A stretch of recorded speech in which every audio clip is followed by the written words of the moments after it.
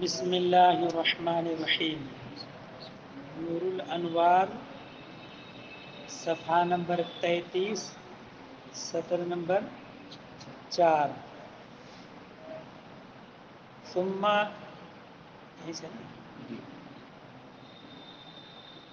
شرع المصنف فی بیان انه اذا لم یرد بالامر الوجوب فماذا حکمہ۔ پھر مصنف نے شروع کیا اس بات کا بیان کہ امر سے جب وجوب مراد نہ لیا جائے تو اس کا حکم کیا ہوگا۔ یعنی امر سے مراد وجوب نہ ہو، یا تو ندب ہو یا اباحت ہو، تو ایسی صورت میں وہ کیا ہے، حقیقت ہے یا مجاز ہے، کیا کہیں گے اسے۔ فقال وَإِذَا أُرِيدَتْ بِهِ الْإِبَاحَةُ أَوِ النُّدُبُ، جب مراد لیا جائے امر سے اباحت یا ندب، اے اذا اریدت بالامر الاباحة او الندب وعدل عن الوجوب، جب مراد لیا جائے امر سے اباحت یا وجوب ندب اور وجوب سے عدول کر لیا جائے تو اس کے بارے میں اختلاف کیا گیا ہے۔ کہا یہ گیا ہے کہ یہ حقیقت ہے۔ کیوں کہا گیا؟ تو کہا کہ یہ حقیقت کا بعض ہے، یعنی معنی موضوع لہو کا بعض، ای ان الامر حقیقت فی الاباحت والندب ایضا، کہ امر اباحت میں اور ندب میں بھی حقیقت ہی ہے، مگر فرق ہے کہ وجوب کے حق میں تو حقیقت کاملہ ہے اور اباحت اور ندب کے حق میں حقیقت قاصرہ ہے۔ لأن کل واحد منہما بعد الوجوب، اس لیے کہ اباحت اور ندب میں سے ہر ایک وجوب کا بعض ہے، اور بعض شیء جو ہوتا ہے یہ حقیقت قاصرہ۔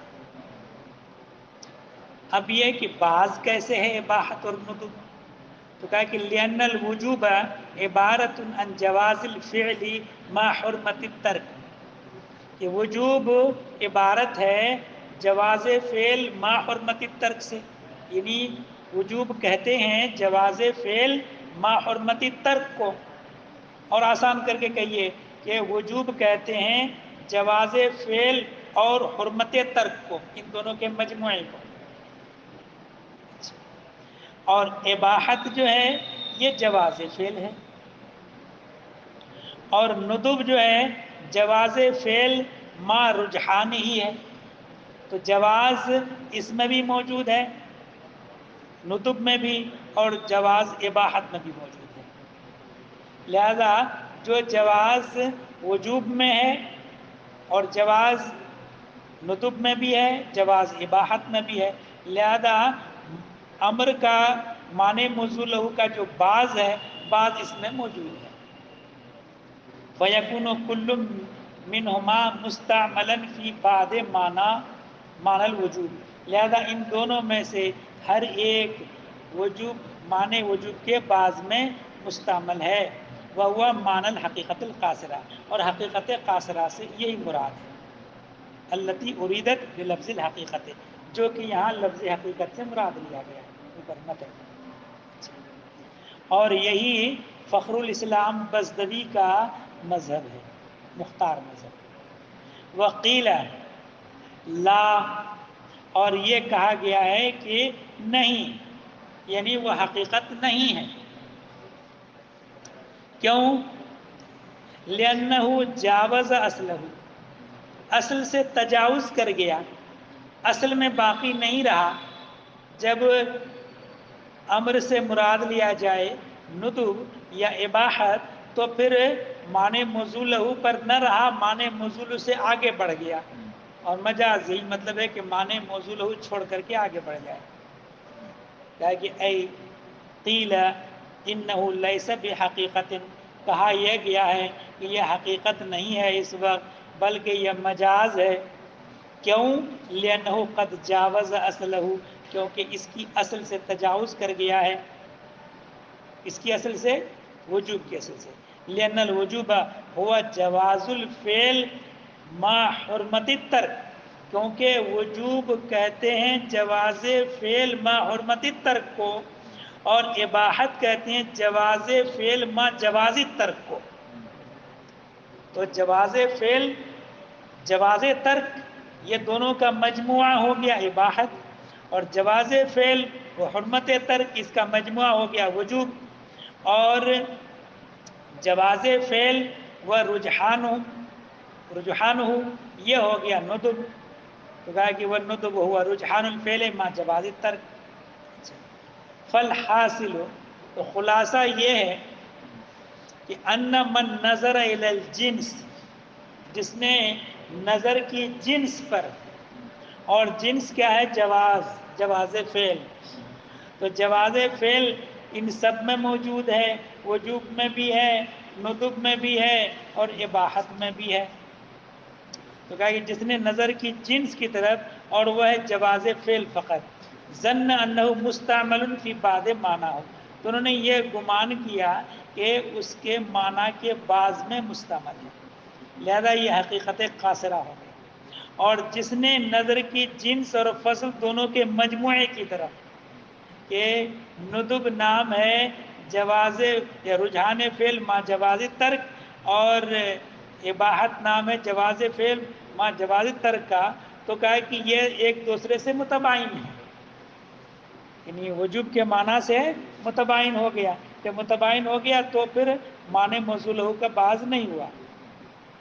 اچھا، ظن ان کل منہما معانی متباینہ، تو انہوں نے یہ گمان کیا، انہوں نے یہ قول سمجھا کہ ان دونوں میں سے ہر ایک متباین معانی ہیں ان سے، وجوب کے معنی سے، وانواع علیحدۃ، اور علیحدہ نوعیں ہیں، فلا یکون الا مجاز، تو یہ نہ ہوگا مگر مجاز۔ حقیقت قاصرہ مجاز میں کیا فرق ہے؟ چاہے حقیقت قاصرہ جب بھی اپنے اصل سے تو عبور کر ہی گیا ہو، اصل میں کہاں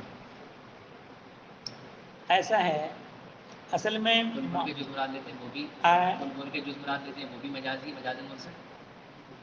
نہیں، کل بول کر کے انہوں نے جو مجاز مراد لیا، مجاز سے مراد یہاں معنی حقیق، اوپر انہوں نے فخر الاسلام میں، فخر الاسلام کے نزدیک یہ ہے کہ معنی موصول ہو کا بعض اگر ہے وہ تو حقیقت ہے، مگر حقیقت قاصرہ، معنی تضمنی سمجھ لیجیے، ان کے یہاں معنی تضمنی ہوگا تو وہ حقیقت میں شامل ہے، اور اگر معنی تضمنی بھی نہیں ہے، معنی موصول لہو پر بھی نہیں، معنی تضمنی بھی نہیں ہے، تب جو ہے وہ مجاز میں جائے گا۔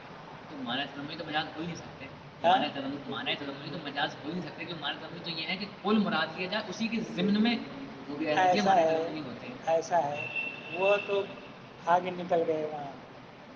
انہوں نے جو ابتداءً کلام کیا ہے کہ معنی لفظ دلالت کرے معنی موصول لہو کے کل پر تو حقیقت ہے، اور دلالت کرے معنی موصول لہو کے بعض پر تو مجاز ہے، یہ تضمن ہے۔ وہ تو جب آگے بڑھ گئے وہاں تو انہوں نے، میر صاحب نے یہ اس میں یہ کہا کہ ایسا نہیں ہے، بلکہ لفظ کو معنی مقصود پر دلالت کرتا ہے، اور ضمن میں جو معنی جزو معنی سمجھا جاتا ہے وہ ہے تضمن۔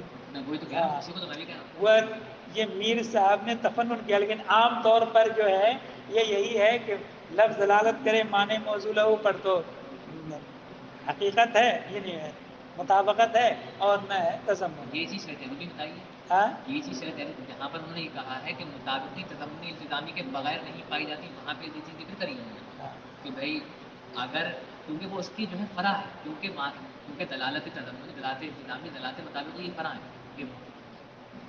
انہوں نے یہاں جو کلام کیا ہے اس باریکی میں نہیں، صرف یہ ہے کہ جو اباحت کا جو معنی ہے اور ندب کا جو معنی ہے، یہ معنی اس معنی موصول ہو جو امر کا ہے اس کا بعض حصہ ہے، یعنی جو جنس ہے وہ اس میں ہی پایا جا رہا ہے، وہ اس میں ہی پایا جا رہا ہے، بس اتنی حد تک اس کو حقیقت قاصرہ کا ہے، یعنی جنس اور فصل دونوں کا مجموعہ ہو، جو معنی موصول لہو میں جو جنس اور فصل ہے تب تو ہو جائے گا وہ کل معنی موصول لہو، اور صرف جنس ہے تو ذاتیات میں سے بعض پا لیا گیا، بس اتنا کافی ہے ان کے کہنے کے لیے حقیقت قاصرہ۔ فرق کیا ہوگا پھر حقیقت قاصرہ کسے کہیں گے، مجاز کسے کہیں گے؟ ہاں مجاز یہ ہوا ان کے نزدیک، یہ فخر الاسلام کی تقریر کے مطابق نا، فخر الاسلام کے مطابق یہ ہوا کہ وہ جنس بھی نہ پائے جائے تب جا کر ان کا مجاز مانا جائے گا۔ جب ایک قسم وہ حقیقت اور مجاز کے علاوہ حقیقت قاصرہ نکالیں گے تو حقیقت قاصرہ نکالنے کی صورت میں اب وہ واسطہ بنے گا۔ ہاں جی، جب واسطہ بنے گا تو صورت میں ایک تو ہو گیا کل معنی موصول اوپر، اور ایک ہو گیا جز، اور ایک ہو گیا کل اور جز سے خارج، تو صورت میں مجاز ہوگا۔ تو پھر اب یہ ہے تو پھر یہ اختلافی کہاں رہا بھائی؟ جو مجاز کہہ رہے ہیں جو لوگ، تو انہوں نے تو یہ صاف کہا کہ معنی موصول لہو پر دلالت پائی جا رہی ہے تب تو حقیقت ہے، اور معنی موصول لہو نہیں ہے تو مجاز ہے، تو چاہے وہ اس کا جز حصہ پایا جاتا اور نہ پایا تب کوئی بحث نہیں انہوں نے کی۔ ان کے نزدیک اسلام میں اختلاف ہو گیا کہ وہ اس چیز کو مجاز کہہ رہے ہیں۔ وہی اصطلاح میں اختلاف ہی کی بنیاد پر انہوں نے ایک قسم نکال دیا علیحدہ، انہوں نے نہیں نکالی، اس لیے اختلاف ہو گیا۔ بات ختم ہو گئی یہاں تک۔ تو ان کا نظریہ یہ ہوا کہ انہوں نے جنس کا لحاظ کیا تو حقیقت قاصرہ کہہ دیا، انہوں نے جنس اور فصل دونوں کا لحاظ کرتے ہوئے دیکھا تو کہا کہ وہ الگ متباین ہے، معنی کہ متباین ہے، جز نہیں ہوا اس کا، لہذا یہ مجاز ہو گیا۔ ارے اباحت، ندب اور یہ وجوب، تو وجوب اور جب نو جنس اور فصل دونوں کا لحاظ کریں گے تینوں کے اندر تو متباین معنی، اور اگر صرف یہ لحاظ کریں گے کہ جنس تو معنی موصول ہو وجوب کا ہو گیا جواز فعل ما حرمت الترک، اور اباحت میں جواز فعل، ندب میں جواز فعل، تو اب ندب میں اباحت میں جواز فعل ہونے کے اعتبار سے یہ اس کا باز ہو گیا، اس اعتبار سے انہوں نے حقیقت قاصرہ کہہ دیا۔ بات ختم۔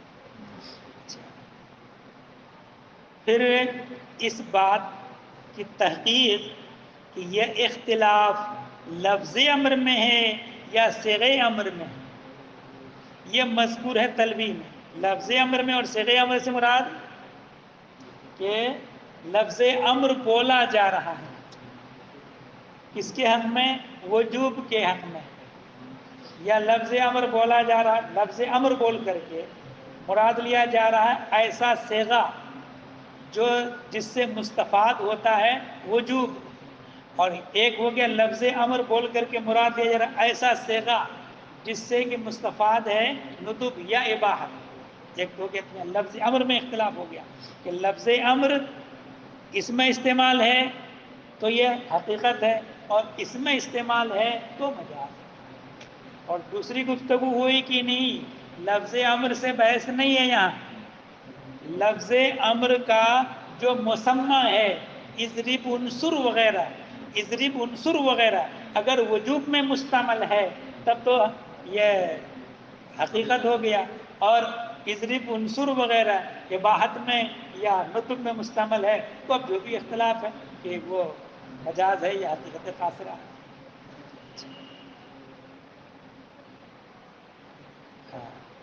جب مصنف فارغ ہو گئے موجب اور اس کے حکم کے بیان سے تو انہوں نے ارادہ کیا کہ بیان کر دیں کہ کیا یہ یعنی امر تکرار کا احتمال رکھتا ہے یا نہیں رکھتا ہے۔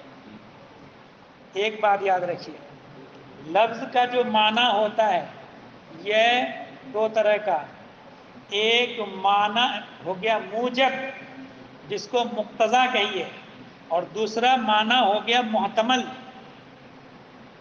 دونوں میں فرق یہ ہے کہ موجب مراد لیا جائے گا کوئی قرینہ نہ ہو تو موجب مراد لیا جائے گا، اور کوئی قرینے صارفہ موجود ہو تو معنی محتمل مراد لیا جائے گا اس کا، اس محتمل پر ہاں لیکن لفظ کا وہ معنی محتمل بھی ہو، اگر محتمل نہیں ہے تو ہزار قرینہ لائے لیکن وہ مراد ہوگا ہی نہیں، ٹھیک ہے۔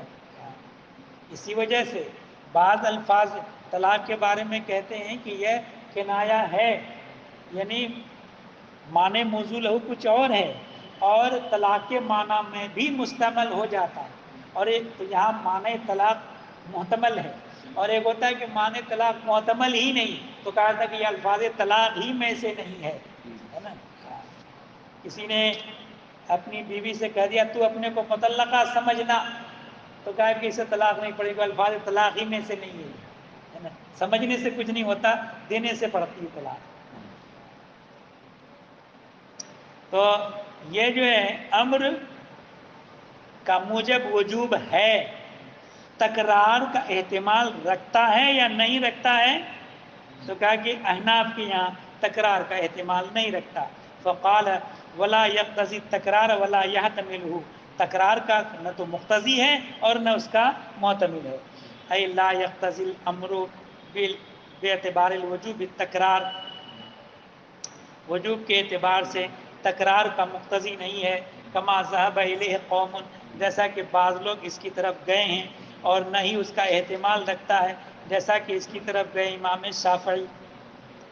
یعنی اذا قیل مثلا صلو، جب صلو کہا جائے تو اس کا معنی ہو گیا افعلوا الصلاۃ مرۃ، کہ نماز کا فعل کرو ایک بار، ولا يدل على التکرار عندنا، ہمارے نزدیک تکرار پر دلالت کرتا ہی نہیں ہے اصلاً۔ وذهب قوم الى ان موجبه التکرار، اور کچھ لوگ اس بات کی طرف گئے ہیں کہ امر کا موجب تکرار ہے۔ لأنه، دلیل ان کی کہ لما نزل الامر بالحج، جب حج کا حکم نازل ہوا تو قال اقرأ بن حابس العامنا هذا یا رسول اللہ ام للابد، یا رسول اللہ اسی سال واجب ہے یا ہر سال؟ حج جو ہے اسی سال فرض ہے یا ہر سال؟ ففہم التکرار، حضرت اقرا ابن حابس نے تکرار سمجھا۔ ما انہ کان من اہل اللسان، باوجود کہ وہ اہل زبان سے تھے، تو معلوم ہوا کہ تکرار کا کم سے کم احتمال تو رکھتا ہے، جبھی تو انہوں نے تکرار سمجھا۔ ہاں کیا چیز؟ نہیں، امام شافعی کی دل چلی، امام شافعی کا ان کا چلنا نا، مجھے ماننا ہے، ہاں موجب، ہاں موجب مان رہے ہیں۔ تو کہا کہ انہوں نے جو ہے یعنی سمجھا، تو گویا کہ یہ عبارت اس مفہوم کے لیے ناطق ہے جب تو انہوں نے سمجھا۔ ثم لما علم ان فی حرجا عظیما اشکل علیہ، جب انہوں نے دیکھا کہ اس میں تو حرج عظیم، تو ان کے اوپر یہ اشکال لازم آیا، اشکال فسأل، تو انہوں نے سوال کر ہی لیا کہ کسی سال یا ہر سال۔ وذهب الشافعی رحمہ اللہ، امام شافعی اس بات کی طرف گئے ہیں کہ اس کا محتمل تکرار ہے۔ لأن اضرب مختصر من اطلب من کا ضربن کا، کہ میں تم سے فعل ضرب طلب کرتا ہوں، اس کا یہ مختصر ہے۔ اور ضربن وہو نکرۃ، یہ نکرہ ہے، اور نکرہ اگر واقع ہو تحت نفی تو عام، اور اگر واقع ہو اس بات میں تو وہ خاص ہو جاتا ہے۔ تو نکرہ اس بات میں واقع ہونے کی وجہ سے خاص ہے، لیکنہا تحتمل العموم، خاص تو ہے مگر عموم کا احتمال رکھتا ہے۔ فَيُحْمَلُ عَلَيْهِ بِقَرِينَةٍ مُقْتَرِنٍ بِهَا، تو اس صورت میں اس پر محمول کر دیا جائے گا عموم پر، ایک ایسے قرینہ کی وجہ سے جو اس کے ساتھ مقترن ہے۔ فرق موجب اور محتمل میں کیا ہے؟ تو کہا کہ موجب ثابت ہوتا بغیر نیت کے، کوئی نیت نہیں تو موجب ثابت ہو جائے گا. والمحتمل یثبت بالنیت، اور محتمل ثابت ہوتا ہے نیت سے، جیسے الفاظ کنایہ یا طلاق میں سے بھی بات سنو. وہ دلیل ہونا سیاتی، ہماری دلیل ان قریب آگے آ رہی ہے. اچھا ابھی نہیں ہے، بعد میں آئے گی. اب ایک بیچ میں ایک دوسری بات بتا رہے ہیں کہ امر کا موجب ہمارے نزدیک وجوب ہے، تکرار کا احتمال نہیں رکھتا ہے، تو چاہے وہ کسی شرط پر معلق ہو یا کسی وصف کے ساتھ تخصیص کر دی گئی ہو، دونوں صورتوں میں یہ وہی رہے گا، احتمال نہیں رکھتا تکرار کا. او مخصوصاً بے وصف او لم یکن، یا ایسا نہ ہو، معلق بشرط مخصوص بے وصف ہو یا نہ ہو، دونوں صورت. یہ رد ہے بعد اصحاب شافعی رحمہم اللہ. فإنهم ذهبوا، اس لیے کہ یہ لوگ اس بات کی طرف گئے ہیں کہ انہ اذا کان الامر معلقا بشرط، کہ جب امر کسی شرط پر معلق ہو، جیسے کہ اللہ تعالی کا قول وَإِن كُنتُمْ جُنُبًا فَطَّهَّرُوا، تو یہاں اطہار کا حکم جو ہے یہ معلق کر دیا گیا ہے شرط پر، جنوب ہونے پر. اور مخصوصاً بے وصف، یا کسی وصف کے ساتھ اس کی تخصیص کر دی گئی ہو، جیسے اللہ تعالیٰ کا قول السارق والسارقۃ فاقطعوا ایدیہما، چوری کرنے والے مرد یا چوری کرنے والی عورت کا ہاتھ کاٹ لو. تو یہاں سرقہ صفت سے مختص کر دیا گیا ہے. اچھا فاقطعوا ایدیہما یتکرر بتکرر الشرط والوصف، تو ایسی صورت میں شرط کے مقرر ہونے سے حکم یعنی وہ مقرر ہو جائے گا امر کا حکم، اور ایسی وصف کے تکرر سے بھی مقرر ہو جائے گا. فإن الغسل يتكرر بتكرر الجنابة، کہ غسل کا حکم مقرر ہے جنابت کے تکرر سے، اور ایسے ہی قطع کا حکم بھی مقرر ہے تکرر سرقہ سے. وعندنا، اور ہمارے نزدیک شرط پر جو معلق ہے اور اس کے علاوہ جو معلق نہ ہو، ایسے ہی جو کسی وصف سے مخصوص ہو یا نہ ہو، سوا یکساں ہے. کس چیز میں؟ فی انہ لا یدل علی التکرار ولا یحتملہ، اس صورت میں نہ تو وہ تکرار پر دلالت کرتا ہے اور نہ ہی تکرار کا احتمال رکھتا ہے. ایک پھر اس میں سوال مقدر کا جواب کہ جناب آپ نے یہ فرمایا کہ تکرار کا احتمال نہیں رکھتا، تو اگر کسی نے کہہ دیا انت طالق طلاقا یا انت طالق الطلاق اور نیت کر لے 3 کی، تو کہتے ہیں صحیح ہے، ایک تو پڑھی جائے گی مگر 3 صحیح ہے. جب احتمال تکرار کا نہیں رکھتا تو یہاں 3 کا وقوع درست کیوں کر مانتے؟ ٹھیک ہے ہاں نہیں، وہ جملہ ہو گیا. یہ کسی نے کہا طلق نفس کے طلاقاً، ہو گیا. تو یہی صورت میں یہاں جو ہے اگر نیت 3 کی کر لی تو 3 پڑ جائے گی. اس کے بعد لیکنہ یقع علی اقل جنس ہی، یہ اقل جنس پر واقع ہوتا ہے اور کل جنس کا احتمال رکھتا ہے، اس لیے نہیں کہ تکرار کا احتمال رکھتا ہے. تو کہا ہے کہ استدراک ہے ان کے اس قول سے کہ لا یحتملہ کأن قائلا یقول، گویا کہ کوئی کہنے والا کہتا ہے کہ لما لم یحتمل الامر تکرار عندکم فکیف یسوء عندکم نیت الثلاث، کہ جب امر تکرار کا احتمال رکھتا ہی نہیں ہے تو تمہارے نزدیک 3 کی نیت کیوں کر صحیح؟ ان کے قول طلقی نفسکے میں.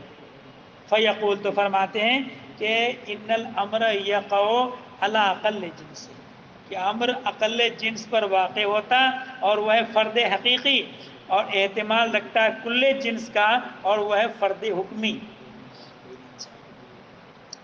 تو الطلقات الثلاث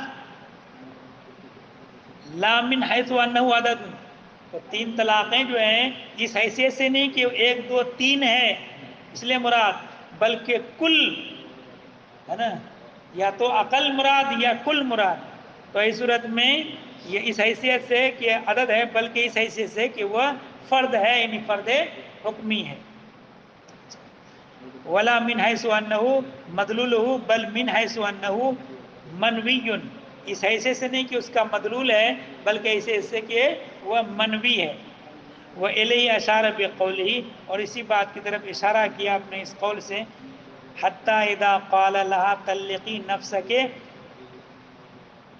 انہ یقع علی الواحد، اگر اس نے طلقی نفس کے کہا واقع ہوگا ایک پر، الا ان ینوی ثلاث، مگر جب کہ نیت کر لی ہو، کس نے؟ کہنے والے نے. طلقی نفس کے، جس نے شوہر نے نیت کر لی تین کی، تین پڑ جائے گی. لین الواحد فرد حقیقی متیقن، کہ واحد فرد حقیقی ہے، متیقن ہے اگر کوئی قرینہ نہ ہو، اور تین فرد حکمی ہے، محتمل ہے. لہذا نیت کر لی گئی تو نیت سے اب تین مراد ہو جائے گا. ولا تعمل نیت الثنتین، دو کی نیت اثر انداز ہوگی ہی نہیں، دو کی نیت مؤثر نہیں ہوگی، کیونکہ دو جو ہے نہ تو فرد حقیقی ہے نہ فرد حکمی ہے. ہاں ایک صورت ہے، کیا؟ کہ وہ مطلقہ باندی ہو، تو اس صورت میں دو کی نیت صحیح ہے. اس لیے نہیں کہ دو یہاں عدد ہے، بلکہ باندی کے حق میں کل جنس دو ہی ہے، باندی پر دو ہی طلاق سے مغلظہ ہو جاتی ہے. مگر یہ کہ اس صورت میں کہ عورت باندی ہو، اے لا تصح نیت الثنتین، دو کی نیت صحیح نہیں ہوگی. ان کے قول طلقی نفسکے میں، اس لیے کہ وہ عدد محض ہے اور نہیں ہے فرد حقیقی اور نہیں فرد حکمی. ولیس مدلولا لللفظ ولا محتملا لہ، اس لیے نہ تو لفظ کا مدلول ہے اور نہیں لفظ کا محتمل ہے. مگر اس صورت میں جب کہ عورت باندی ہو تو اس لیے کہ دو اس کے حق میں ایسے ہی ہے جیسے حرہ کے حق میں تین، فهو واحد حکمی، لہذا یہ واحد حکمی ہے جیسے کہ تین واحد حکمی ہے حرہ کے حق میں.